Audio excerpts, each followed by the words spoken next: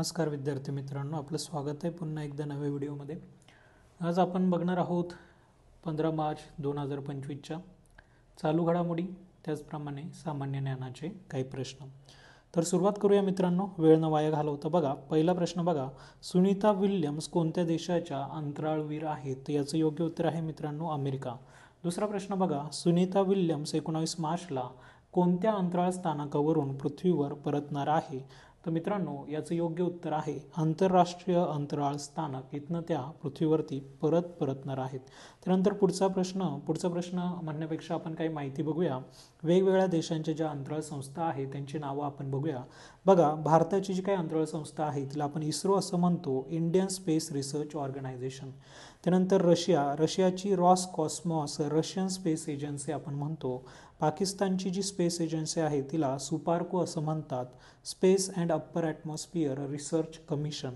त्यानंतर बघा, America USA याची स्पेस एजन्सी आहे NASA, national aeronautic and space administration असं आपण त्याला म्हणतो। पुढे बघा, जपानची स्पेस एजन्सी आहे जॅक्सा, जिला आपण म्हणतो जापान एरोस्पेस एक्सप्लोरेशन एजन्सी। त्याच्यानंतर मित्रांनो पुढे बघूया, स्पेस एक्स क्रूज 10चा अवकाश किती दिवसांचा प्रवास झाला? त्याचं उत्तर आहे की त्याचा प्रवास हा 19 दिवसांचा झाला। बघा, स्पेस एक्स क्रू 10चा अवकाशात किती दिवसांचा प्रवास झाला? तर याचं योग्य उत्तर आहे 19 दिवस। पुढचा प्रश्न बघा, स्पेस एक्स क्रू 10 हे अंतराळामध्ये कोठे उतरणार आहे? तर याचं योग्य उत्तर आहे मेक्सिकोच्या आखातात हे उतरणार आहे। त्यानंतर पुढील प्रश्न बघा, या मोहिमेतील इतर अंतराळांपैकी कोणाचा उल्लेख आहे? याचं योग्य उत्तर आहे बूट विल्यम्स। पुढे बघा, स्पेस एक्स क्रू 10 मिशन कोणत्या संस्थेच्या साहाय्याने पार पडले? तर याचं योग्य उत्तर आहे मित्रांनो नासा। पुढे बघा, मिशन अमृत सरोवर कधी सुरू करण्यात आले? तर याचं योग्य उत्तर आहे एप्रिल 2022 मध्ये सुरू करण्यात आले। बघा, मिशन अमृत सरोवर अंतर्गत प्रत्येक जिल्ह्यात किती अमृत सरोवरांची उभारणी किंवा पुनरुज्जीवन करण्याचे उद्दिष्ट आहे? तर याचं योग्य उत्तर आहे मित्रांनो 75। बघा, मिशन अमृत सरोवर अंतर्गत किती अमृत सरोवर तयार करण्याचे उद्दिष्ट आहे? तर याचं योग्य उत्तर आहे मित्रांनो 50,000। त्यानंतर पुढचा प्रश्न बघा, अमृत सरोवरासाठी किमान किती एकर क्षेत्र असणे आवश्यक आहे? त्याचं योग्य उत्तर आहे मित्रांनो 1 एकर किमान आपल्याकडे क्षेत्र हवं। अमृत सरोवरातील पाण्याची साठवण क्षमता किती आहे? याचं योग्य उत्तर आहे 10,000 घनमीटर। पुढील प्रश्न बघा, अमृत सरोवराच्या विकासावर देखरेख कोण करतो? त्याचं योग्य उत्तर आहे मित्रांनो ग्रामसभेने नियुक्त केलेले पंचायत प्रतिनिधी। पुढचा प्रश्न बघूया, मिशन अमृत सरोवरासाठी तांत्रिक भागीदार कोण आहे? याचं योग्य उत्तर आहे BSAGN हा त्याच्यातला तांत्रिक भागीदार आहे। पुढील प्रश्न विचारलेला आहे, संयुक्त राष्ट्र व्यापार आणि विकास परिषद UNCTAD मुख्यालय कोठे आहे? याचं योग्य उत्तर आहे मित्रांनो जिनिव्हा, स्वित्झर्लंड या ठिकाणी त्याचं मुख्यालय आहे। बघा, UNCTAD कोणत्या वर्षी स्थापन करण्यात आली? याचं योग्य उत्तर आहे मित्रांनो 1964 मध्ये। पुढील प्रश्न बघूया, UNCTAD कोणत्या उद्दिष्टाने काम करते? तर मित्रांनो याचं योग्य उत्तर आहे विकसनशील देशांना जागतिक अर्थव्यवस्थेमध्ये समान संधी मिळवून देणे यासाठी ते कार्यरत आहे किंवा काम करते। पुढे बघा, UNCTADचा पहिला आंतरराष्ट्रीय परिषद कोठे आणि केव्हा आयोजित करण्यात आली? त्याचं योग्य उत्तर आहे मित्रांनो 1964 जिनिव्हा या ठिकाणी प्रथम परिषद आयोजित करण्यात आली।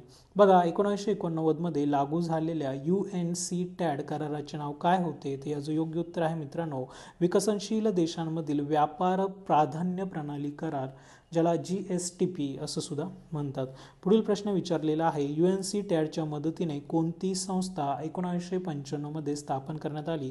त्याचं योग्य उत्तर आहे जागतिक व्यापार संघटना, ज्याला आपण WTO वर्ल्ड ट्रेड ऑर्गनायझेशन असं म्हणतो।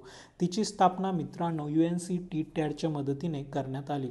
पुढील प्रश्न तुम्हाला विचारलेला आहे, UNCTAD कोणत्या गटाचा भाग आहे? त्याचं योग्य उत्तर आहे संयुक्त राष्ट्र विकास गट, United nations development group UNDG चा तो भाग आहे.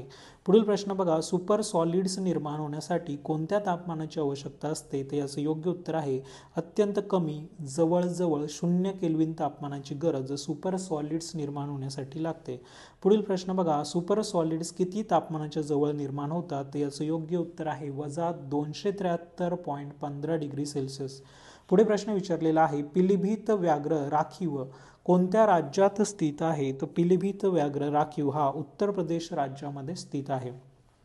पिलीभीत व्याघ्र राखीव कोणत्या भौगोलिक प्रदेशाचा भाग आहे? याचं उत्तर आहे तराई आर्क लँडस्केप याचा तो भाग आहे.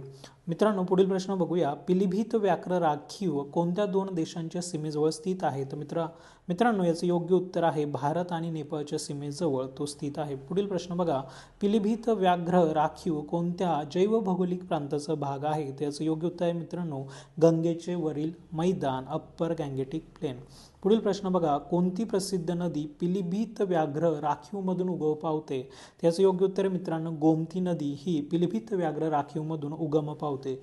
पुढील प्रश्न बघा, पिलीभीत व्याघ्र राखीव कोणत्या प्रकारच्या वनस्पतीसाठी प्रसिद्ध आहे? तर याचं योग्य उत्तर आहे मित्रांनो उत्तर भारतीय ओलसर पानगळी वनस्पती नॉर्थ इंडियन मॉइस्ट डेसिडियस याच्यासाठी पिलीभीत व्याघ्र राखीव प्रसिद्ध आहे. पुढील प्रश्न बघा, पिलीभीत व्याघ्र राखीवच्या सीमेजवळ कोणतं प्रमुख धरण आहे? तर याचं योग्य उत्तर आहे मित्रांनो शारदा सागर धरण. पुढील प्रश्न बघा, पिलीभीत व्याघ्र राखीवचे हवामान कसे आहे? तर मित्रांनो याचं योग्य उत्तर आहे कोरडे आणि गरम हवामान. पुढील प्रश्न विचारलेला मित्रांनो अश्विनी रडारविषयी, अश्विनी रडार कोणत्या प्रकारच्या लक्ष्यांचा मागोवा घेऊ शकते? तर याचं योग्य उत्तर आहे हाय स्पीड फायटर विमान तसेच ड्रोन आणि हेलिकॉप्टर यांचा मागोवा अश्विनी रडार घेऊ शकते. पुढे बघा, अश्विनी रडार कोणत्या संस्थांनी संयुक्तरित्या विकसित केला आहे? तर मित्रांनो याचं योग्य उत्तर आहे DRDO आणि बेल यांच्या मदतीने किंवा यांच्या संयुक्त विद्यमानाने अश्विनी रडार विकसित करण्यात आलेला आहे. बघा, अश्विनी रडारमध्ये कोणती विशेष प्रणाली समाविष्ट आहे जी मैत्रीपूर्ण आणि शत्रू लक्ष ओळखते? त्याचं योग्य उत्तर आहे मित्रांनो IFF म्हणजेच आयडेंटिफिकेशन फ्रेंड ऑर फो ही प्रणाली अश्विनी रडारमध्ये वापरण्यात आलेली आहे. पुढील प्रश्न बघा, अश्विनी रडार कोणत्या प्रकारचे लक्ष शोधू शकतो आणि ट्रॅक करू शकतो? तर याचं योग्य उत्तर आहे फक्त हवाई लक्ष तो शोधू शकतो आणि ट्रॅक करू शकतो. पुढे बघा, अश्विनी रडार कोणत्या संस्थेच्या अंतर्गत विकसित केला आहे? मित्रांनो याचं योग्य उत्तर आहे DRDO म्हणजे संरक्षण संशोधन आणि विकास संस्था. पुढे प्रश्न विचारला आहे, अश्विनी रडार कोणत्या प्रकारच्या हवाई धोके ओळखण्यास सक्षम आहे? त्याचं योग्य उत्तर आहे मित्रांनो फायर जेट्स, हेलिकॉप्टर आणि ड्रोन यांच्यापासून जो हवाई धोका आहे तो ओळखण्यास अश्विनी रडार सक्षम आहे. बघा, अश्विनी रडारमध्ये कोणती अत्याधुनिक वैशिष्ट्ये आहेत? तर याचं योग्य उत्तर मित्रांनो IFF प्रणाली 4D ट्रॅकिंग आणि ECCM तंत्रज्ञान ही अत्याधुनिक वैशिष्ट्ये अश्विनी रडारमध्ये आहे. पुढील प्रश्न बघूया मित्रांनो. अशा पद्धतीने आज आपण हे सर्व प्रश्न बघितले. थँक्यू. असंच व्हिडिओ बघत राहा, नवीन नवीन गोष्टी शिकत राहा. धन्यवाद. Bye bye. Take care.